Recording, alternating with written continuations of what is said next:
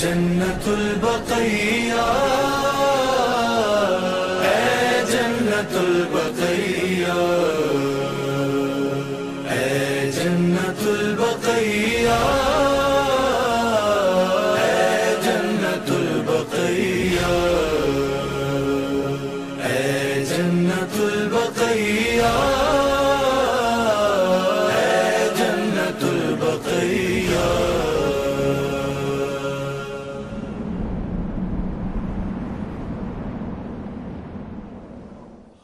ماشاء اللہ ولا حول ولا قوة الا باللہ العلی العظیم وافوض امری الی اللہ حسبنا اللہ ونعم الوکیل نعم المولا ونعم النصیر۔ اعوذ باللہ السمیع العلی العظیم من الشیطان اللعین الرجیم، بسم اللہ الرحمن الرحیم، الحمد للہ رب العالمین وبہ نستعین وہو خیر الناصرین ومعین، وصلی اللہ علی محمد وآلہ الطیبین الطاہرین واللعن الدائمۃ الباقیۃ علی اعدائہم اجمعین۔ اما بعد، ناظرین کرام، السلام علیکم ورحمۃ اللہ وبرکاتہ۔ میں آپ کی خدمت میں ہمارے پروگرام بقی کی ویرانی کب تک سے لے کر ایک بار پھر حاضر ہوا ہوں، اور ہمارے پروگرام میں مختلف شعبوں سے متعلق عبقری شخصیات روزانہ ان سے ملاقات ہوتی ہے، اور ان کے مفید بیانات اور فائدہ بخش خیالات ہم آپ تک مسلسل پہنچا رہے ہیں، جو جنت البقیع کے متعلق ہیں، اور جو ایک احتجاجی سلسلہ ہم نے اپنے اس پینل کے ذریعے سے شروع کیا ہے، اسے اور زیادہ مؤثر بنانے کے لیے کیا کیا ذرائع اور کن کن زاویوں سے اسے اور زیادہ ہم عالمی شہرت یافتہ کر سکتے ہیں، ان تمام باتوں کو مد نظر رکھتے ہوئے ہم مختلف شعبوں سے متعلق شخصیات کو یہاں مدعو کرتے ہیں۔ آج ہمارے درمیان جو مہمان ہیں وہ ایک عبقری شخصیت ہیں، محض ایک اچھے خطیب ہی نہیں، ایک مشہور و معروف ذاکر اہل بیت ہی نہیں، بلکہ عدلیہ شعبے سے آپ کا گہرا تعلق رہا ہے۔ ONGC میں آپ لیگل ایڈوائزر رہ چکے ہیں۔ سپریم کورٹ آف انڈیا، جو ہندوستان کے نظام عدلیہ کا سب سے اعلیٰ ادارہ ہے، اس میں بار کونسل میں آپ ممبر ہیں، اور مختلف عدلیہ شعبوں سے آپ کا تعلق رہا ہے۔ محتاج تعارف نہیں ہے، دو بہت ہی مشہور کتب کے آپ مصنف ہیں، انٹولڈ اسلام اور اسلام ایز آئی نیو۔ یہ دونوں کتابیں انگریزی زبان میں ہیں، اور ان دونوں کتابوں کے آپ مصنف ہیں۔ اس کے علاوہ بھی اور بھی ان کے بہت سے مضامین مسلسل نیشنل لیول پہ اور انٹرنیشنل لیول پہ لوگوں تک پہنچتے رہتے ہیں، اور لوگ ان سے فیض یاب ہوتے رہتے ہیں۔ آئیے ان کا ہم خیر مقدم کرتے ہیں۔ السلام علیکم ورحمۃ اللہ وبرکاتہ۔ ہم آپ کا اپنے پروگرام میں خیر مقدم کرتے ہیں جناب سید غلام مرتضیٰ رضوی صاحب قبلہ، اور بہت ممنون و مشکور ہوں کہ آپ نے اپنے اتنے بزی اسکیڈیول میں ہمارے لیے وقت نکالا اور یہاں تشریف لائے۔ آپ جیسا کہ آپ کے علم میں ہے، اور یہ بات آپ تک ہمارے جو ٹیم ممبرز ہیں انہوں نے آپ سے عرض کیا ہوگا کہ ہمارا یہ جو پروگرام ہے وہ جنت البقیع کے متعلق ہے۔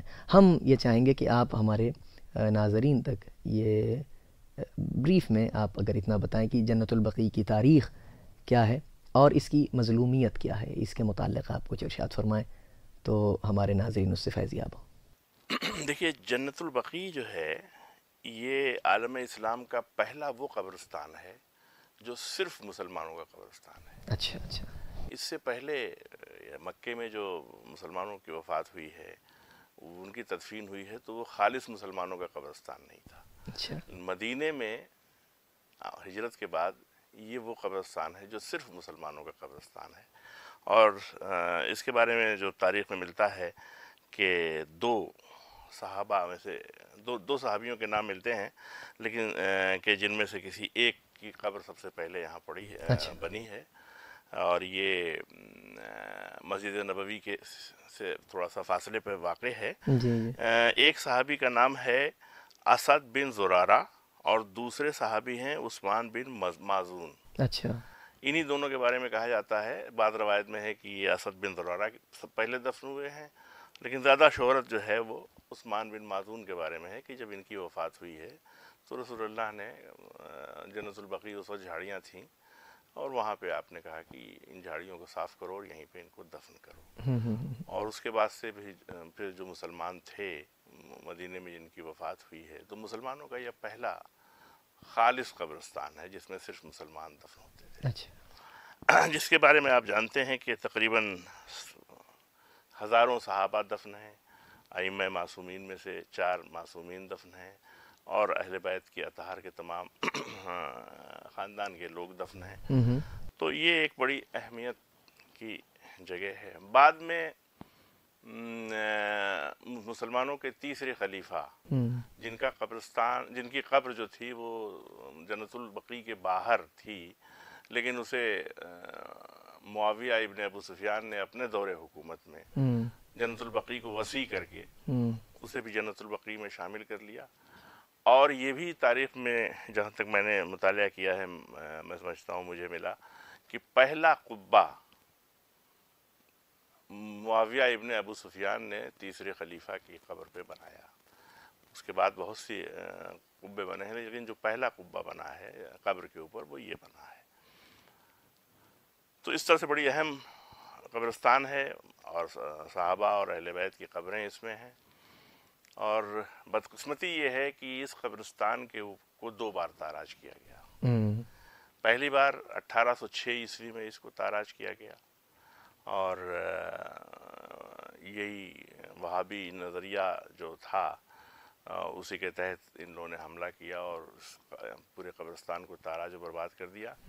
1806 عیسوی میں، 1802 میں یہ کامیاب ہوئے، اور 1806 میں انہوں نے، چنانچہ اس کے بعد بڑا احتجاج ہوا عالم اسلام سے، اور اس وقت خلافت عثمانیہ سے لوگوں نے یہی کہا کہ اگر آپ ہماری حفاظت نہیں کر سکتے اور ان روزوں کی حفاظت نہیں کر سکتے، اور یہ عرب کے کچھ بدو اور ڈاکو آ کر کے اس طرح سے بے حرمتی کر رہے ہیں، تو پھر ہمیں آپ کی حکومت میں رہنے سے فائدہ کیا ہے؟ ظاہر سی بات ہے۔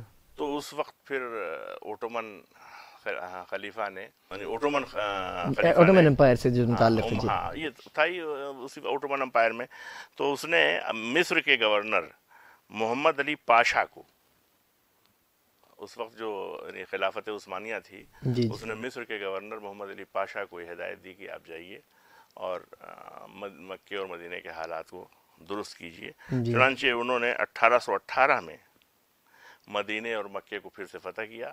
اچھا، اور اس کے بعد پھر فتح ہونے کے بعد پھر عبد الماجد اوٹومن سلطان عبد الماجد اول اور عبد الحمید سیکنڈ اور محمود سیکنڈ نے 1848 سے 1860 کے بیچ ان عمارتوں کو پھر سے بنوایا۔ اچھا اچھا اچھا، جس کو پھر 1924-25 میں دوبارہ جب عبد الوہاب نے قبضہ کیا ہے تو ڈیمالش کیا گیا ہے، اور آج بھی یہ عمارتیں جو ہیں وہ ڈیمالشڈ ہیں، اور جنت البقیع کی جو حالت ہے وہ آج ہے۔ یہ تو اس طرح سے اس کا ڈیمالیشن 2 بار ہوا ہے۔ تو یہی اس کی ایک مظلومیت کا ایک پہلو مطلب وہ اجاگر ہو رہا ہے کہ یہ مسلسل دشمنوں کی جو ہے وہ بد نظر کا شکار رہی وہ جگہ، اور مسلسل اس پر یہی مظالم ڈھائے جاتے رہے کہ انہیں منہدم کیا جاتا رہا۔ تو ایک پہلو، اور اس کے علاوہ اور آپ کچھ فرمائیں اس کے متعلق۔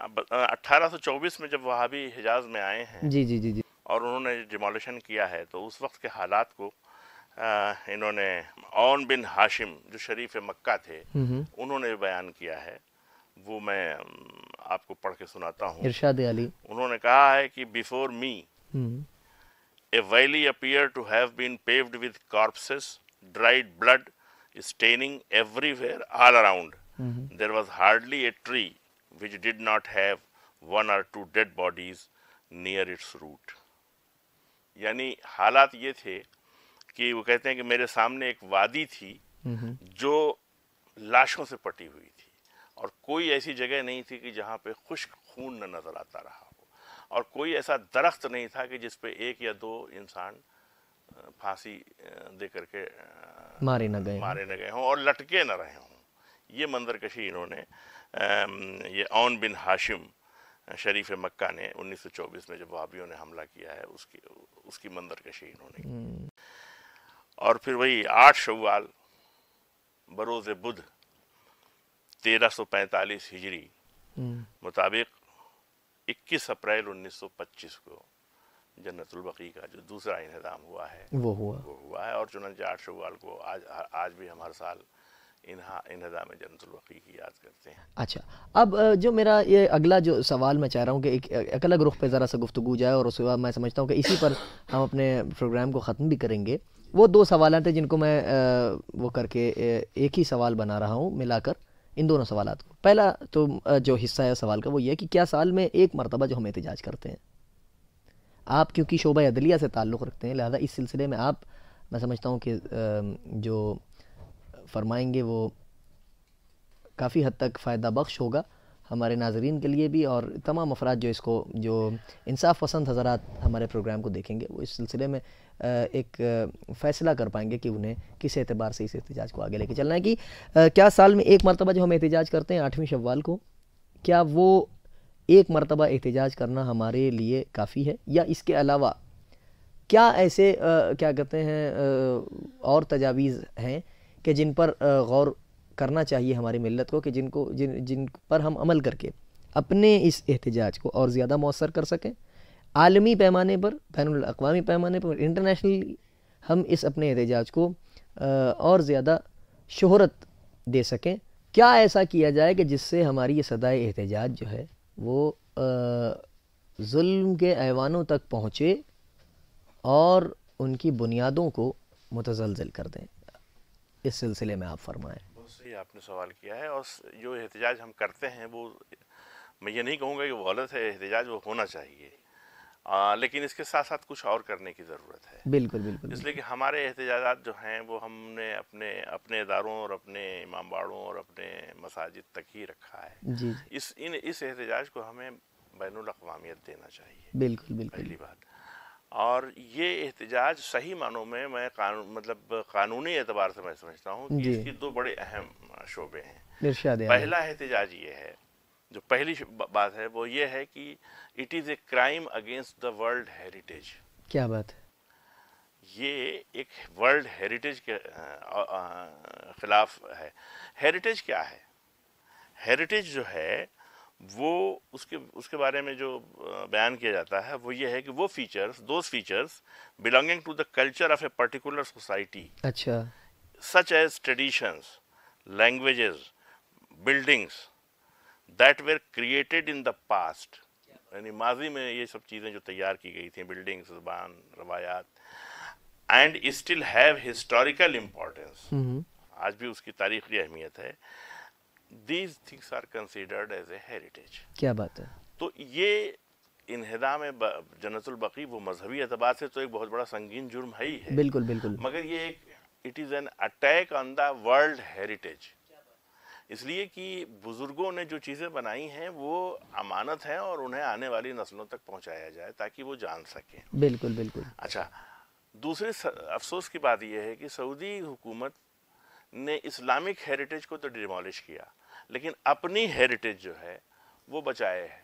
جی. اور جو یونیسکو میں جو ان کی ہیریٹیجز ہیں اس میں انہوں نے 16 آفیشیل ہیریٹیجز بچا رکھی ہیں.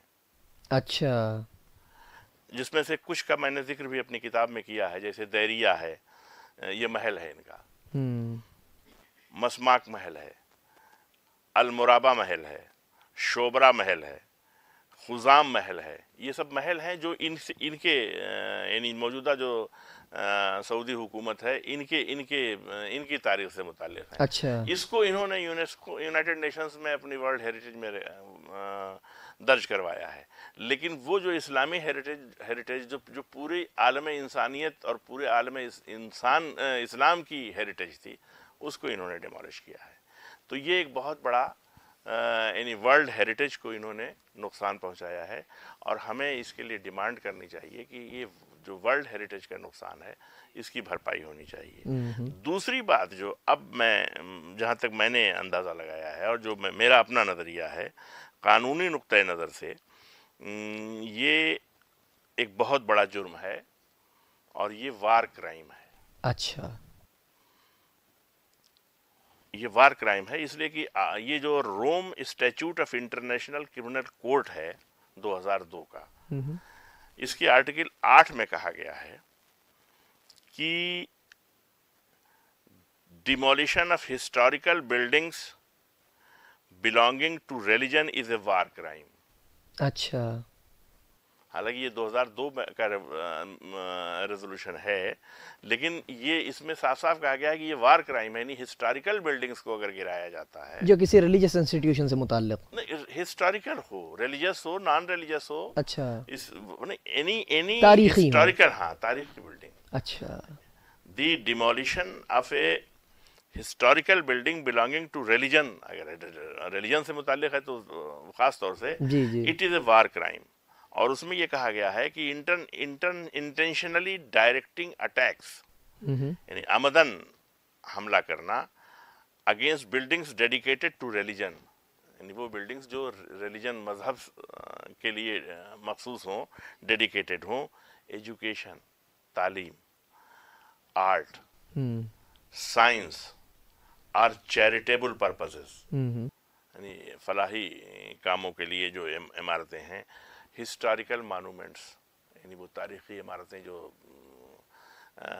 ہسٹوریکل ہیں، جی، hospitals and places where the sick and wounded are collected provided they are not military objective. مطلب یعنی ایسے جگہوں پہ، ایسی بلڈنگز جو ملٹری کے لیے نہیں، ان کو تباہ و برباد کرنا جو ہے یہ بین الاقوامی انٹرنیشنل لا میں it is a war crime. جی، اور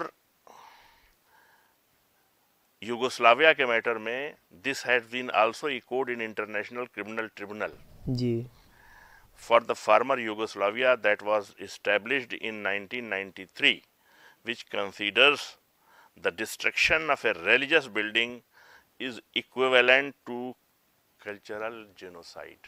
جی، یعنی کسی بھی مذہبی عمارت کو گرانا گویا تہذیبی قتل عام ہے. جی، تو یہ جو انہوں نے گرایا ہے یا جو ان کا یہ عمل ہے، یہ ایک کلچرل جینوسائیڈ ہے.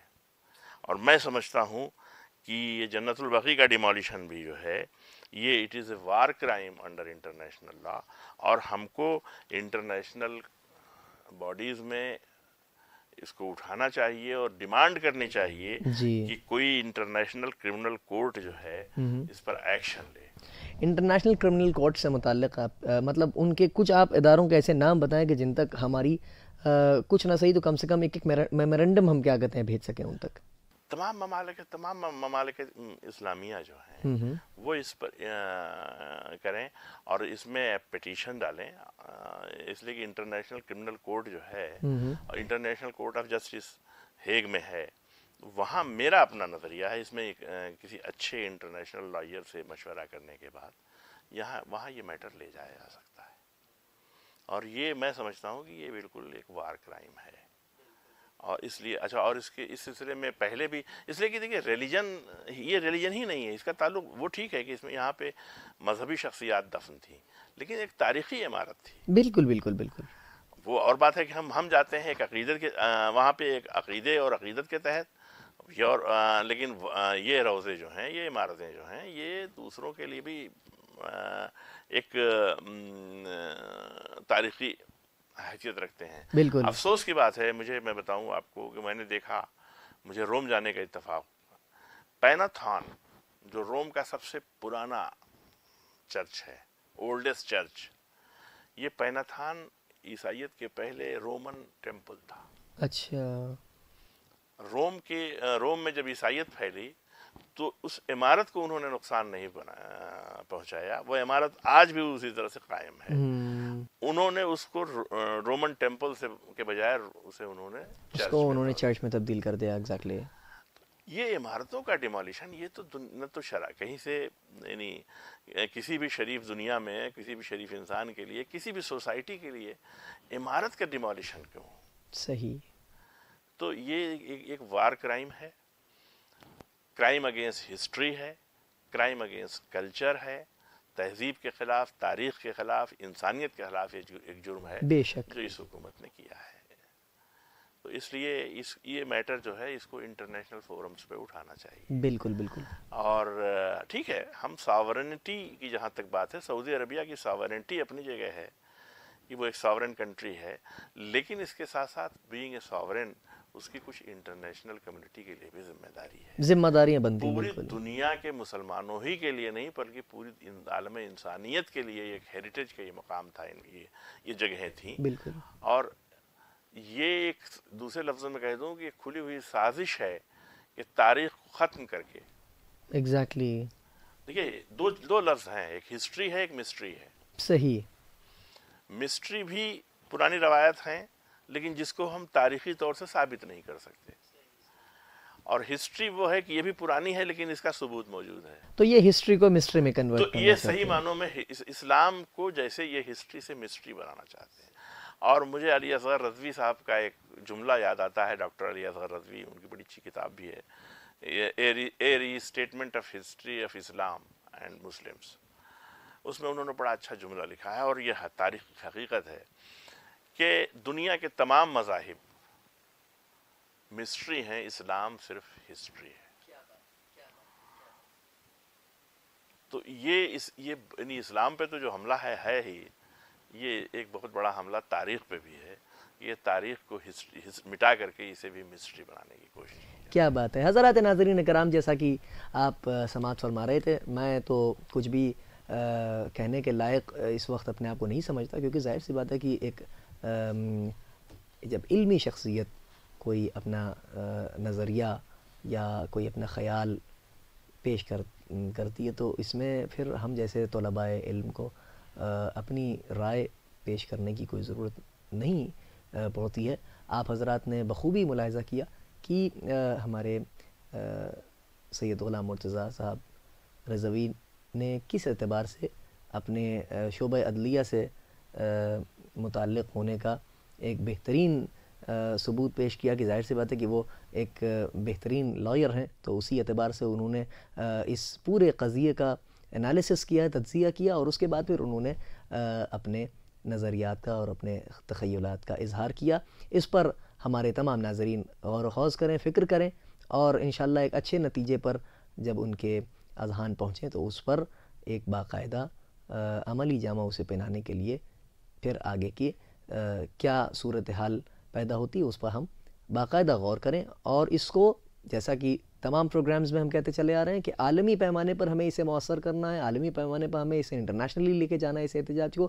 تو اس کے تمام پروگرامز میں آپ تقریباً تجاویز آپ تک پہنچ رہی ہیں، جیسا کہ ہمارے وکیل صاحب فرما رہے تھے ابھی کہ یہ ہم انٹرنیشنلی لے جانے کے لیے ہم کسی ایک اچھے انٹرنیشنل لائر کو کنسلٹ کریں اس سے، اور اسی اعتبار سے ہم اس کو انٹرنیشنل کورٹ تک اس بات کو لے جائیں تاکہ ان تمام زاویوں سے ہمارا احتجاج انٹرنیشنلی پہنچ سکے تمام تر کائنات کے لوگوں تک. بس اسی کے ساتھ ساتھ میں جناب سید غلام مرتضیٰ رضوی صاحب قبلہ آپ کا میں تہہ دل سے شکریہ ادا کرتا ہوں ہماری پوری ٹیم کی طرف سے، اور بہت ممنون و مشکور ہوں کہ آپ نے اپنے مفید بیانات سے ہمیں مستفید کیا اور ہمارے ناظرین بھی مستفید کیا.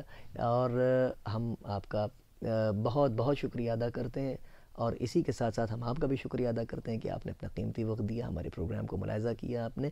اور بس میں آپ سے رخصت طلب کرتا ہوں اس دعا کے ساتھ خداوند عز و جل کی بارگاہ میں کہ خداوند عز و جل جلد سے جلد سرکار امام عصر رضی اللہ تعالی فرجہ شریف کے ظہور میں تعجیل فرمائے. اللہم عجل لولیک الفرج، اللہم عجل لولیک الفرج، اللہم عجل لولیک الفرج.